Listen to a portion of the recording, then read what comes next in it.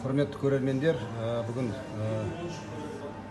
21 сәуір 2024 жыл Шымкент қаласында көптен біздің Ричинс компаниясының құрылтайшысы, онколог, маммолог, гепатолог, профессор Жұмабек Рамазанович Испанияда тұрады. Бұл кісі енді Испанияға бала шағасына жол жүрейін деп отыр. Соған қарамастан біз попросить етіп Шымкент халқы сұрағаннан кейін осында 2-3 күнге келіп біз обучение алып жатырмыз. Көптен адамдардан сұрақтар туындап жатыр. Соған сұрақ өзіне қояйын деп Жұмабек Рамазанович соңғы кездері өтте тас бар дейді. Оны қалай істеу керек, операция жасау керек па, әлде оны осындай сіздің өнімдермен шығаруға бола ма, соны айтып жіберсеңіз.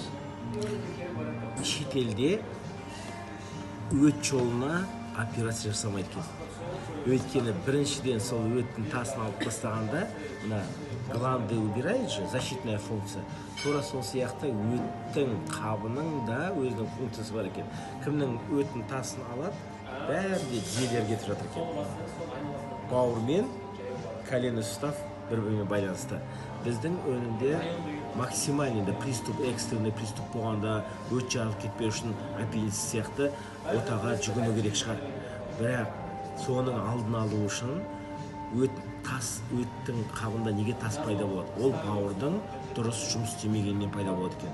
Біздің фульвагумин күніне 1 лет қана ішіп, таңертең түсте кешке 3-ін ішіп, гепа мен нефраны қолдансаңыздар, бауырдың клеткалары жақсы жұмыс істей бастайды. Бауырдың жақсы жұмыс істеуі немен білінеді? Өттің шығатын, бауырдың основной функциясы екінші түрлі биохимиялық процесс, екінші ең самый главный түрі качественный өт. Өт бар ғой, шегені бертіп жібереді. Өт антипротивовирусный. Өттің өзі қасиеті. Сіздің панкреат ешқашан болмайды, и ішек, кишечник запор болмайды, дұрыс жұмыс істейді. Сондықтан мына өнімдерді ішкенде, мысалы мына екеуін 3 ай ішу керек. Мына екеуін 4 ай жоқ дегенде ең аз 4 ай ішу керек. Мынаны 6 айға дейін ішу керек. Өйткені ритбаобаб ол деген өз диагноз қояды. Бұлардың бәрі бауырға ғана емес, бүкіл клеткаларға ғана бәріне әсер етеді ғой. Бірте өттің қасиеті, качествосы көтеріліп жақсы болғандықтан, ана өт қабындағы тас өзінен өзі ери бастайды. Сондықтан өзіңіздің тамағыңызды дұрыстайсыз, бұл осы өнімдерді алып ішесіздер. Сондан кейін бұл организмдегі біз ауру емдемейміз. Біздің мақсатымыз клеткаларды қалпына келтіріп, иммунитетті қалпына келтіру, и жировой гепатоз кетеді, запор кетеді, панкреатит кетеді, бүйрегіңізде дұрыстап аласыз, бауыр мен бүйрек бір-бірімен байланысты, и өттің қабындағы тасқа профилактика, чтобы тас болмас үшін. Көп рахмет.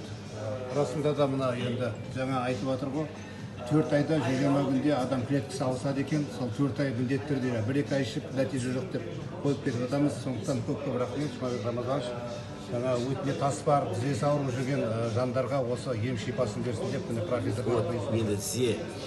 Екінің бірінде тізелер ауырады. Үлкен кісілерде тізе. Қазір жастардың өздері тізелер ауырып жүр.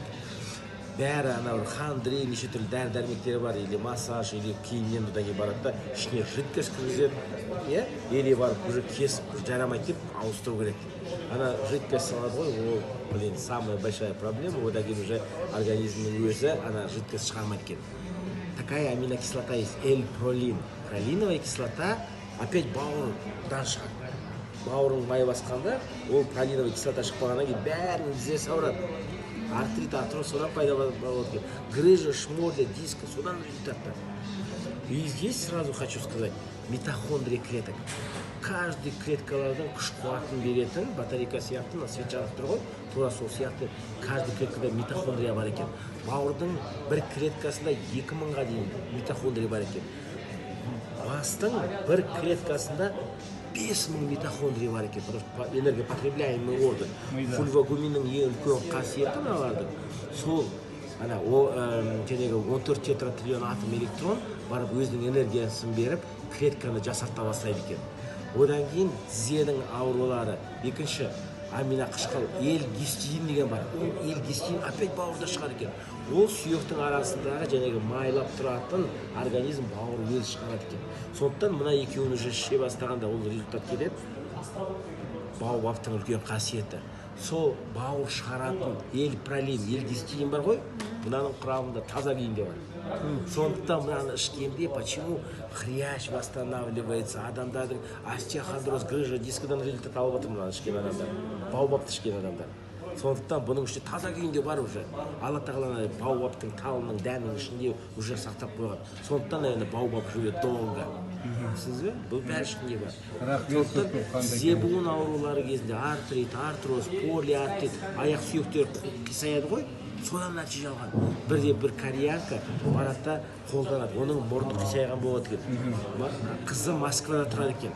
Бір кезде фотосын жібереді, 2 ай мынаны қолданады да, анаған Москваға жіберсе, мама, ты что, пластическую операцию сделала?